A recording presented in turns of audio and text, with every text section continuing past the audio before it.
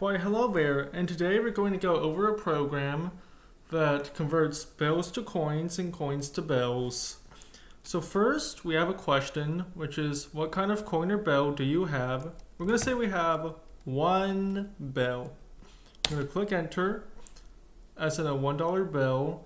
What do you want to convert it to? Let's say we want to convert it to pennies. So in this case we'll type penny, and it tells us we have 100 pennies.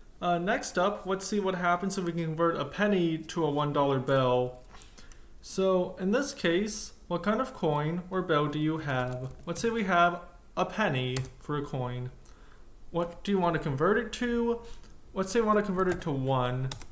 And it says we have 0.01 ones, or a hundredth of a $1 bill.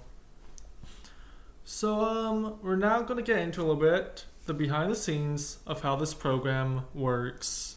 Here's the program in its entirety.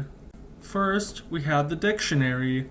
The dictionary contains the keys and the corresponding numbers that are used to convert our bills and coins into other bills and coins.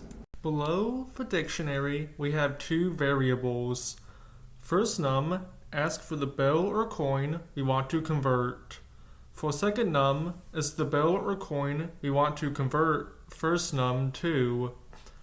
Both variables have $lower to the end of them, which makes whatever the user types all lowercase. This is required because the keys in our dictionary are all lowercase, and the computer does not see uppercase and lowercase letters as representing the same letters. Conversion is a float variable that the computer uses to calculate and store the final answer. In this case, it divides the value accessed using first num by the value accessed using second num in the same dictionary.